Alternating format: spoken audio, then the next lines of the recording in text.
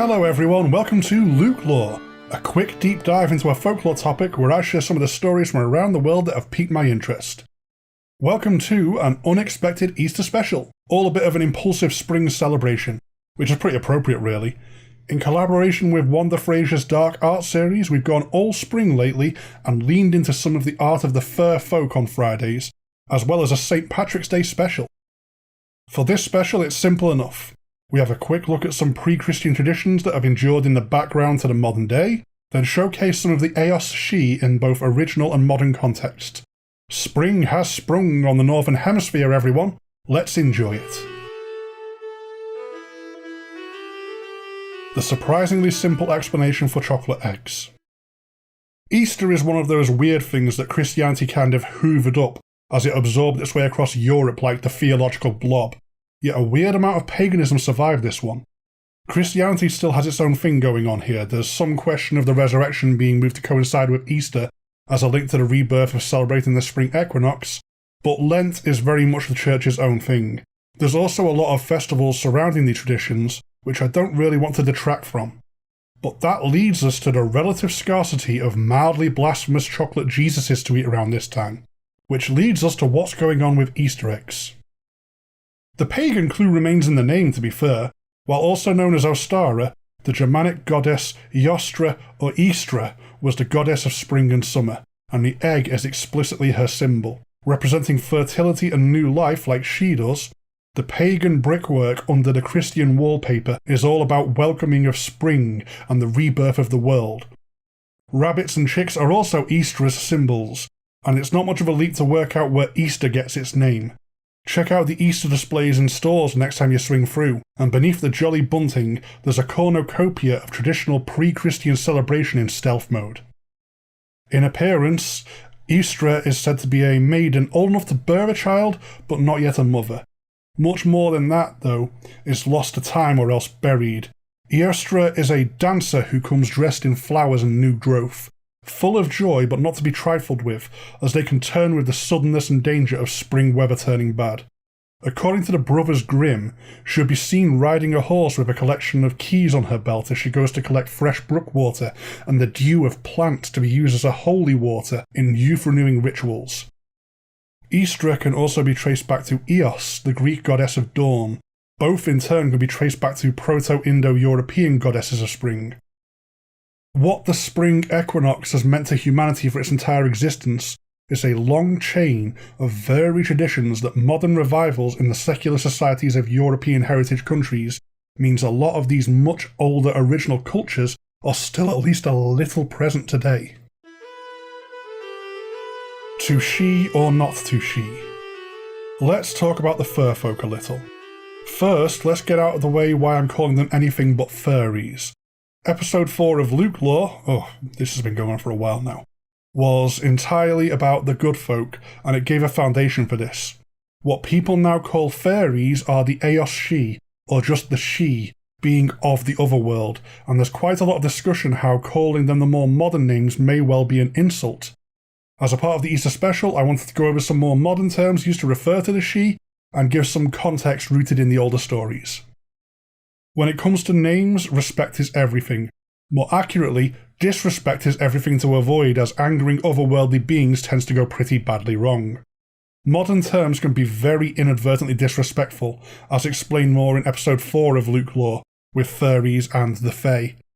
They're very interesting descriptors that have taken on interesting meanings in pop culture, but the origin of those specific phrases is from the 1400s, and was an attempt to tie the she into classical Greek storytelling. It can be somewhat an unwelcome attempt to repurpose them. Kind of, let's make the local stories fit in with proper literature, and that's a bit iffy. Traditional honorifics are about being polite and complimentary. The fur folk, the good neighbours, the Seelie White. Seelie, a very common term for the assorted Eos She who represent spring, summer, new growth, and those less dangerous of their kind, and please note that less dangerous is not the same as safe. This was originally from one of those honorifics. White simply meaning spirit, a term which has warped across pop culture starting with Tolkien to now mean more some sort of undead creature, and Seelie coming from an old Anglo-Saxon word, selig or salic, which means roughly happy and or prosperous. To call the Scottish-based she a Seelie White is supposed to be very flattering, so a great one to remember if you wander somewhere you shouldn't have in the Highlands. Which leads us to the term only from the 1800s, unseelie. If the Seelie are the court of summer, the fur folk of the day, the good neighbours who may be inclined to do a favour or two for their mortals, then the unseelie are the court of winter, the fur folk of the night, the neighbours who want nothing to do with the mortals willing to attack trespassers on sight. The idea is to categorise these she as those who would attack a human in the wilds on sight. Now, to call them unseelie is a multifaceted insult. First, it's a term 200 years old. By many accounts, the older and more powerful the she you encounter, the greater the insult such a thing could be. Then, you're taking one of the most pleasant honorifics the fur folk like and enjoy, and spitting in their face telling them they're the opposite of this. Now, calling something like the Nucklevy or a redcap a bad and unprosperous neighbour probably isn't going to make much of a dent.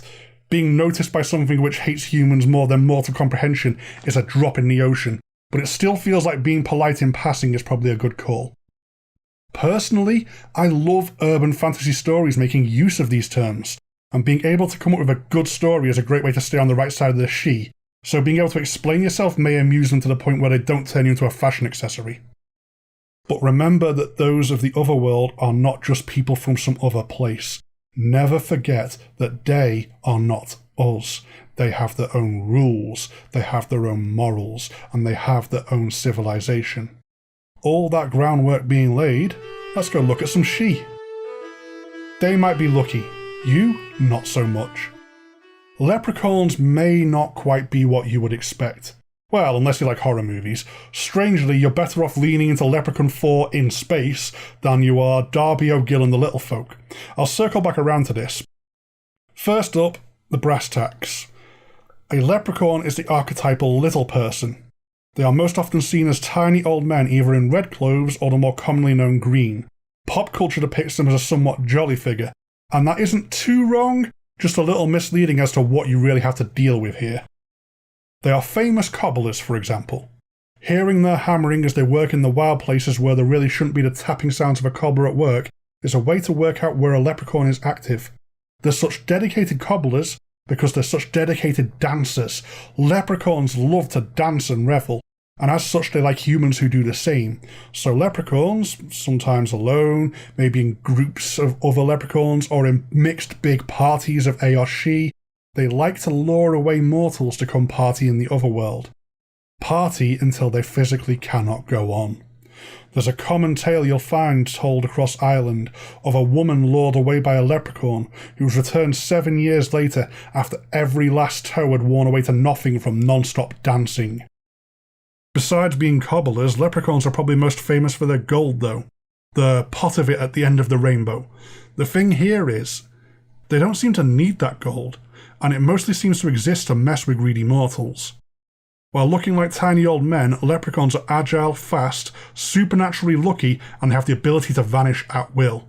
They appear to use their gold to lure in unwary humans who they are happy to teach a lesson about respect and humility. Apparently, should you manage to capture a leprechaun, you'll be offered 3 wishes in exchange for letting them go. Now, I'm not saying something like this is impossible in the old stories, as the she have to follow their own laws and traditions, but I will point out that stories of leprechaun wishes seem to go very dangerously awry, to the point I suspect that if you should catch one, it wanted to be caught just so it could mess with you. There are centuries, if not aeons, old monkey paw on legs made out of equal parts cunning and mischief. It may actually not be possible to truly capture one, and the wishes are a game to try and trick disrespectful humans, where losing results in a lifelong curse of terrible luck. Just leave well alone is the advice. Your greed is their chance to have a good time at your expense. Leave out an offering of their favourite treat, the Irish moonshine poteen, and don't go following strange sounds of music out into the wild places. It might sound alluring, your feet may be ready to dance by themselves. It's not safe. Now, the rather infamous horror movie franchise helmed by the massively underrated and brilliant Warwick Davis. Well known for its B-movie aesthetic and incredible excess, going from space to the hood, have you actually watched the original one, or at least seen it recently? It's a surprisingly good run at how dumb it is for humans to mess with a leprechaun, hitting quite a lot of notes of folklore with a good amount of dark undercurrents. You could do far worse than giving the first Leprechaun a watch. The red caps of gnomes and the red cap itself. Pop culture, and how it assimilates folklore, can be a funny thing. I shouldn't need to explain the existence of garden gnomes to people. Apparently the name gnome is an acronym for guarding peacefully over Mother Earth, although that may just be something that was retrofitted and rammed onto there by a pretentious writer. They do seem to be a relatively recent interpretation of assorted little folk stories though, which can worry me quite a lot. See how they almost only ever have a red cap? Well, there's a type of goblin called a red cap, so the good news here is there's a very likely solid folklore link to garden gnomes having their caps be red. But the good news is now over at that. A red cap is a vicious goblin creature that, if you're unlucky enough, can be found at historic battlegrounds and in ruins with terrible bloody histories. They love to scrounge up old murder weapons and they wear iron boots, which on the plus side means they're easy to hear when they start running, but on the downside you may have noticed they don't have the usual sheet aversion to iron. The cap they're named after gets its red colour from being dipped into blood. Human. Animal. Found that way or else helped to die by the red cap. They mop up blood and they have an incentive to make sure there's always more victims. Should a red cap's cap dry out, the red cap dies. If you can deprive a red cap of victims or else trap them, you can kill them this way. But the only other safe suggestion, the only real safe suggestion, is avoid. The iron boots charging towards you are a very good audible cue it's time to start running away. A fairy tale of cowslips. Okay, it's the Easter special and I've just used it as a soapbox for murder. Let's end this one with flowers. There's a traditional fairy tale of a girl in Lincolnshire whose life became linked to the new growth of spring. Across the winter her health began to fade and there was nothing anyone could do to help her. Spring came late that year, and as much as everyone hoped she would live to see it, the girl told her mother that should spring not come the very next day of April, she would surely die. But spring did come, and with it the girl's vitality returned. As new life budded everywhere, her strength began to return. While the sun shone, her energy would return, her parents helping her sit outside to help speed up her miraculous recovery. As this life bloomed, so too did she. With the cowslips in full flower, she was full of vigour and somehow grew more beautiful each day until all the flowers surrounding the house had finished fully blooming. But this was no natural recovery. One day, a young man hoping to woo her picked up one of the cowslips to present to her as a token of affection, not knowing what he was doing. The young woman was devastated as she took the flower. A spell broken, and a price now about to be paid. As the cowslip she held died, she too followed it. Her health declined all through the rest of that day, and through the night, until the next morning she disappeared to become a part of the season of spring itself. Bit of a bittersweet one, but certainly a spring story. That's all for this episode of LukeLore. The fur folk are a topic Brennan doesn't much like to cover. So everyone please be extra nice to him as he's been dragged along with mine and Wanda's spring she shenanigans. There's an interesting theory that got raised by a fan about that. It may not be that the good neighbours don't like us, and instead that the Seelie Whites of the Winter Court may in fact like us quite a lot, and that itself is the problem with getting their attention. If you want to discuss that, come find Wanda or LukeLore places to chat. Wanda's Irish blood seems to carry her through, and I'm either the right level of respectful to get away with discussing that they are she, or else I'm just mistaken as some sort of troll or ogre due to my size. If you do want to contact me about the she or anything else, there's the show's dedicated email, lukeloregsg@gmail.com, and the general show email, ghoststoryguys@gmail.com. Both myself and the main show are really easy to find on Facebook and Twitter if you want to make day-to-day contact, as well as a very active Instagram account a lot of the community gets involved with. The LukeLore Instagram is still a little contact light, but it'll more likely be a place where a or she discussion is possible. If you want to support the show directly, definitely check out our Patreon at patreon.com/ghoststoryguys. It'll get you access to all sorts of GSG goodies at different tiers, my incentive being that LukeLore episodes go out to patrons a bit early.